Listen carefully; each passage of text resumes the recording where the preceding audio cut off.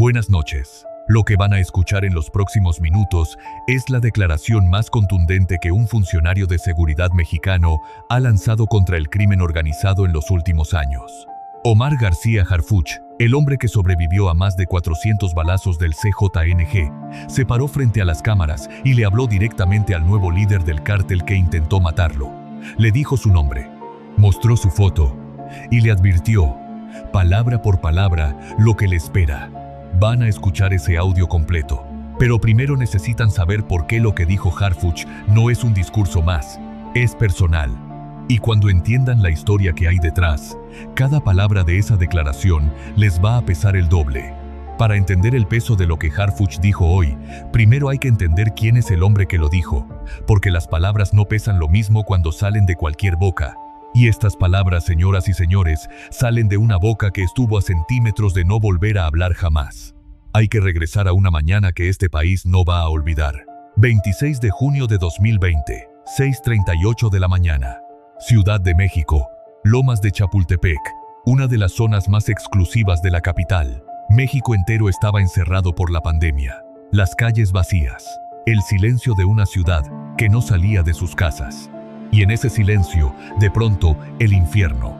Una camioneta con logotipos falsos de una empresa de carreteras le cerró el paso al convoy de Omar García Harfuch, que entonces era secretario de Seguridad Ciudadana de la Ciudad de México.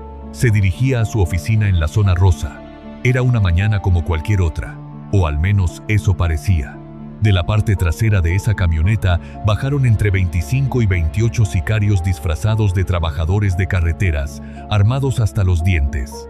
Fusiles Barrett, calibre 50 capaces de perforar blindajes militares. Armas largas de grueso calibre. Granadas de fragmentación. 51 bombas Molotov. 96 cargadores.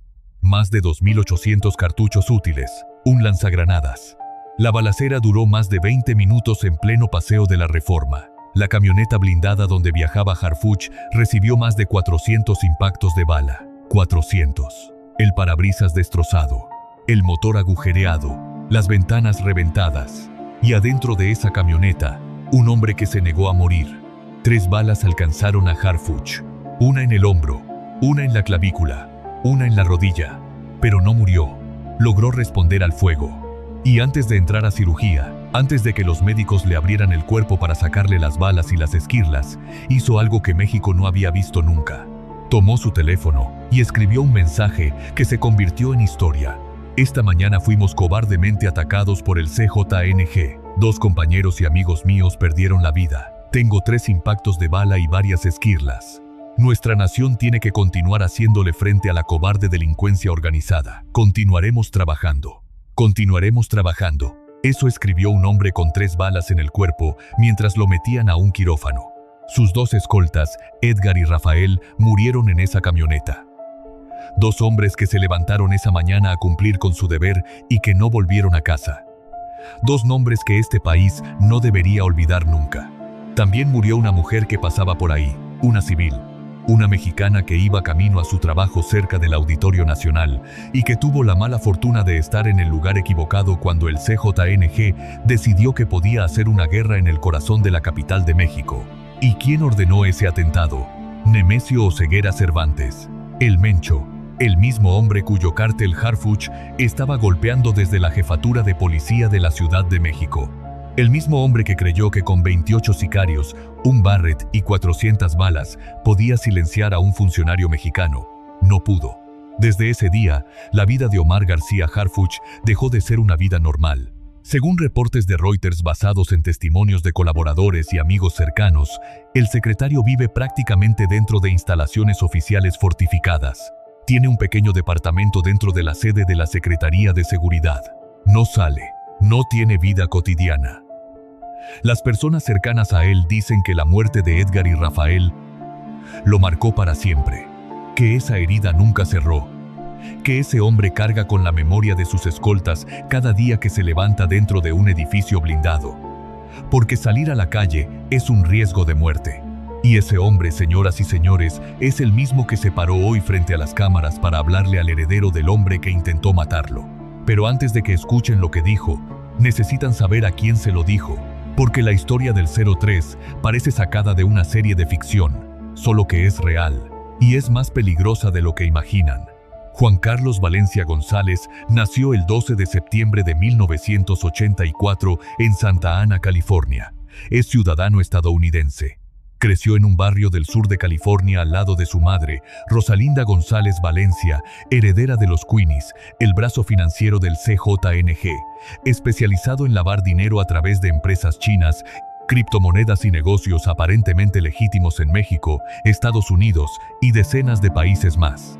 Su padre biológico es Armando Valencia Cornelio, alias el Maradona, cofundador del Cártel del Milenio, y uno de los primeros narcos mexicanos en producir fentanilo a escala industrial con precursores químicos enviados desde China a los puertos de Lázaro Cárdenas y Manzanillo. El Maradona purgó 17 años de cárcel en Estados Unidos y fue liberado en 2020 por motivos de salud. Este hombre viene del narco por los dos lados de la sangre: madre lavadora de dinero, padre pionero del fentanilo, y padrastro Nemesio Oseguera Cervantes, el Mencho, el hombre que construyó el cártel más violento y más grande del continente americano, con operaciones en más de 40 países. En Estados Unidos lo conocen como el Pelón, JP o Tricky 3, en México como el R3, el 03 o el Plumas. La Fiscalía General de la República lo califica como extremadamente violento, vinculado con tácticas de terrorismo y adiestramiento de élite. En 2007, una corte federal en Washington lo acusó de distribuir más de 5 kilogramos de cocaína y 500 miligramos de metanfetamina en territorio estadounidense, además de portación de armas de fuego. Huyó. Se refugió en Jalisco bajo la protección de su padrastro.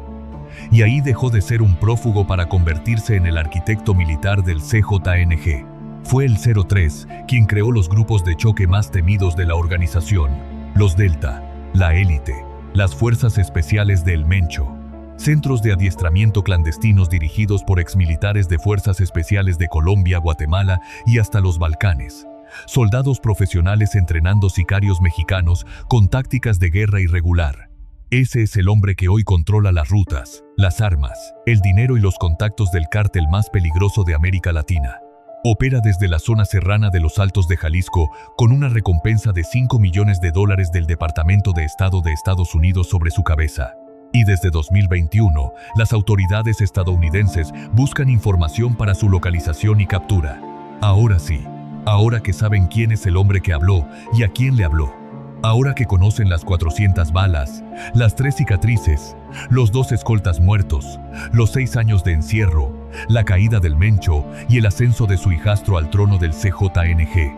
Ahora están listos para escuchar lo que Omar García Harfuch declaró hoy en conferencia de prensa.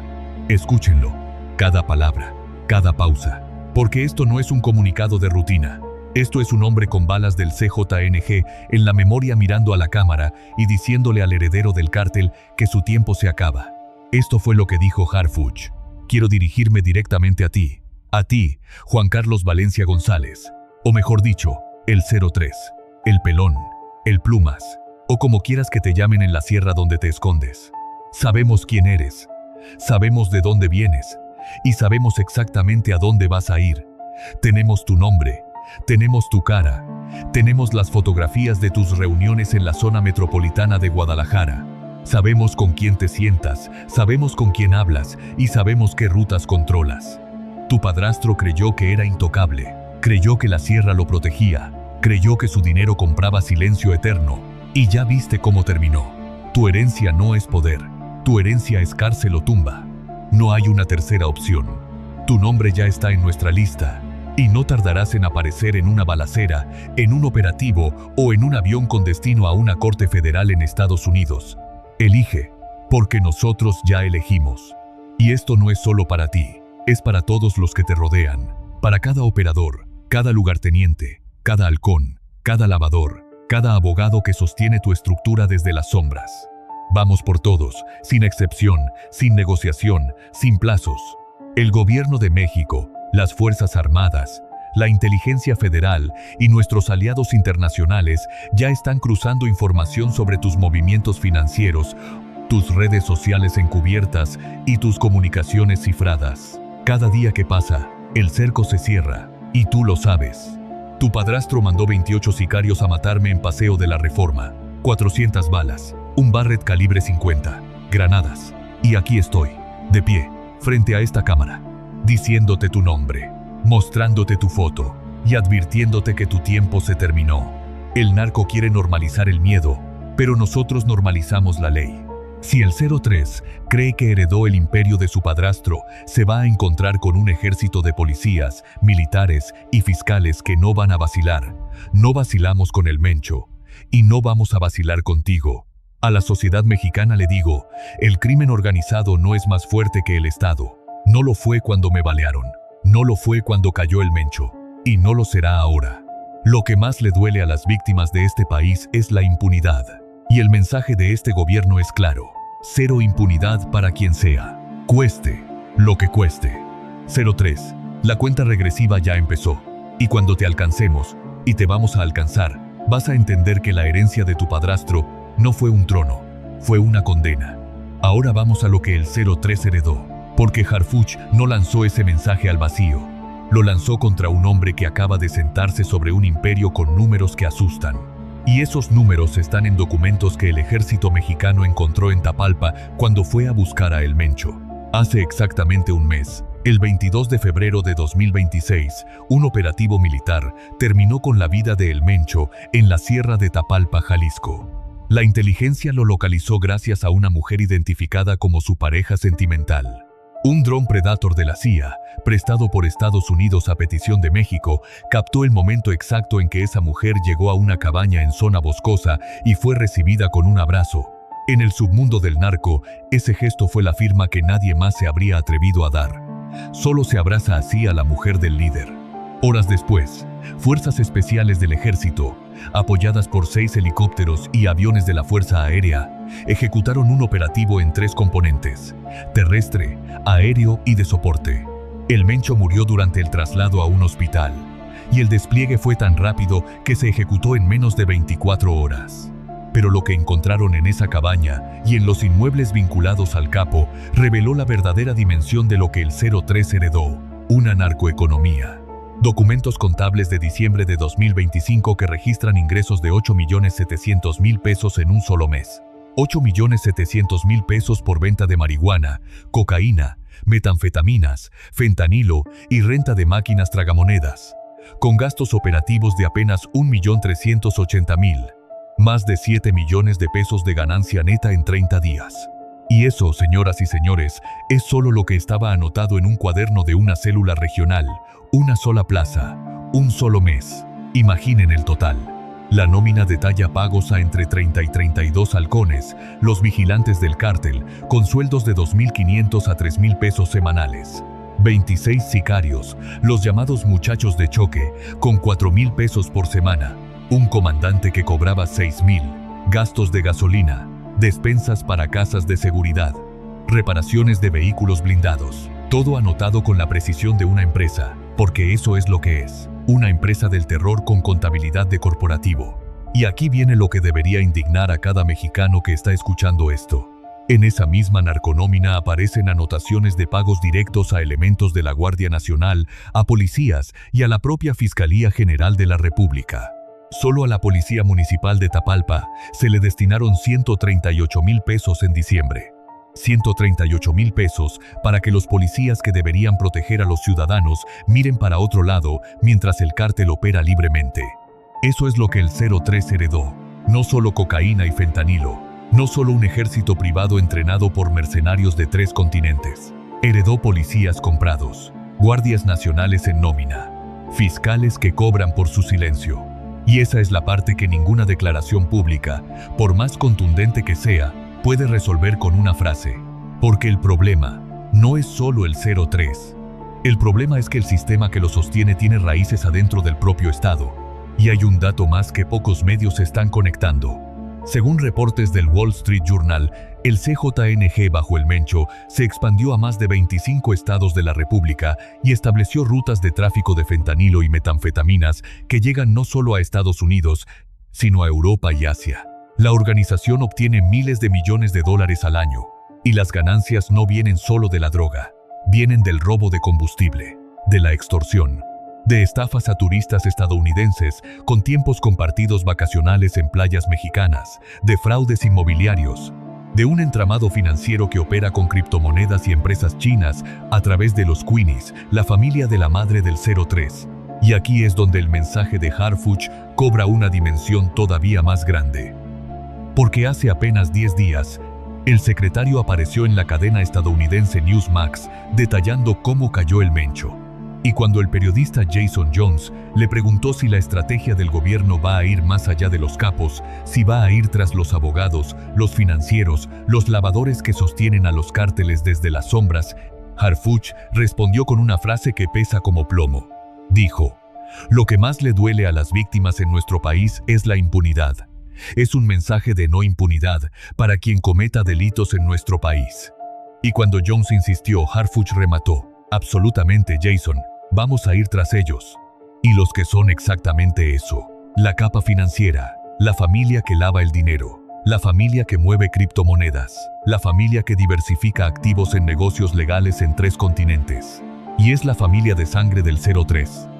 Ir tras el heredero del cártel significa ir contra la estructura entera. Y eso incluye a su propia madre, Rosalinda González Valencia, que fue detenida en 2018 y que está señalada como operadora financiera del CJNG. Pero aquí es donde la historia se complica de una forma que muy pocos están explicando, porque Juan Carlos Valencia González es ciudadano estadounidense, nació en California, tiene pasaporte americano, y eso, en términos legales y operativos, lo convierte en una pesadilla para las agencias de inteligencia de los dos países. Para que Estados Unidos pueda vigilar o investigar a uno de sus ciudadanos operando en el extranjero, se necesita la aprobación directa de un fiscal general y la autorización de un tribunal secreto de vigilancia de inteligencia extranjera conocido como FISA. Ese tribunal tendría que declarar al 03 como agente de una potencia extranjera o de una organización terrorista. El CJNG ya tiene esa designación terrorista por parte del Centro Nacional de Contraterrorismo de Estados Unidos. Pero hasta que el proceso legal no se complete, la recopilación de información y la vigilancia de un ciudadano americano en suelo mexicano se dificulta enormemente. No pueden simplemente rastrearlo como rastrean a un ciudadano mexicano. Necesitan permisos que pasan por jueces, fiscales y tribunales secretos. Y todo eso lleva tiempo. Tiempo que el 03 está usando para consolidar su poder. Y luego está el otro factor que complica todo: la tensión con la administración de Donald Trump. La cooperación bilateral en inteligencia, la misma que fue clave para localizar a El Mencho con ese dron Predator de la CIA, ahora está en una zona gris. México se niega a permitir operaciones extranjeras en su territorio. Washington presiona. Y un funcionario mexicano citado por el Wall Street Journal lo resumió con una franqueza que hiela la sangre. Dijo: "Nos hemos embarcado en esta ruta y no hay vuelta atrás, porque de lo contrario nos matarán a todos". Esa frase, señoras y señores, dice más sobre la realidad de México que cualquier discurso oficial. El Estado le declaró la guerra al CJNG, mató a su líder, y ahora no puede detenerse. Porque detenerse significaría que el cártel se cobra venganza contra los funcionarios que lo enfrentaron. Es una ruta sin retorno, y Harfuch lo sabe mejor que nadie. Porque él ya vivió lo que pasa cuando el CJNG decide que un funcionario es un estorbo. Más de 400 balas en Paseo de la Reforma, 28 sicarios, 5 fusiles Barrett, un lanzagranadas y 2 amigos muertos que no van a volver. Ahora bien, hay otra pregunta que nadie está haciendo en voz alta y que define todo lo que viene. ¿Puede el 03 mantener unida a esta organización? Porque según fuentes de El Financiero, el propio Harfuch entregó personalmente a la presidenta Claudia Sheinbaum una lista con 5 nombres de posibles sucesores de El Mencho al frente del CJNG. Juan Carlos Valencia González, el 03. Hugo Gonzalo Mendoza, el Sapo. Audias Flores Silva, el Jardinero. Ricardo Ruiz Velasco, el R. Y Heraclio Guerrero Martínez, el Tío Laco. De esos 5 nombres, el 03 y el Sapo representan el relevo familiar, la estirpe, la sangre. Los otros 3 son operadores de campo, poderosos, pero sin el apellido. Y fuentes de inteligencia contemplan la posibilidad de que el CJNG se divida en 2 mandos, uno bajo el Jardinero y otro bajo el R, cada uno controlando una parte de Jalisco de manera autónoma. Pero nadie ha explicado cómo podrían integrar en un solo comando la ingeniería financiera, el lavado de dinero, el ejercicio contable, las nóminas, las alianzas nacionales y extranjeras, las comunicaciones estratégicas que operan a través de videojuegos, los grupos paramilitares, las fábricas para construir drones, las rutas de transportación y distribución de negocios legales e ilegales. Si eso se fragmenta, lo que viene no es un cártel. Son dos cárteles peleándose entre sí por el control, y México queda en medio del fuego cruzado. Por ahora, según el Wall Street Journal, el 03 parece haber contenido la fractura.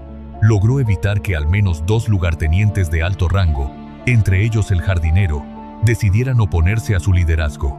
Los integrantes más importantes de la organización habrían respaldado al hijastro del Mencho apenas fue enterrado el capo. Pero contener no es controlar, y la paz interna de un cártel siempre tiene fecha de vencimiento. La historia de México enseña que capturar o matar al líder de un cártel no es el final. Muchas veces es el principio de algo peor. Cuando cayó Cárdenas Guillén, los Zetas se independizaron y sembraron el terror. Cuando capturaron al Chapo, el cártel de Sinaloa se fragmentó en una guerra que desangró a Culiacán. Cuando cayó el Mencho, 16 estados sufrieron narcobloqueos simultáneos.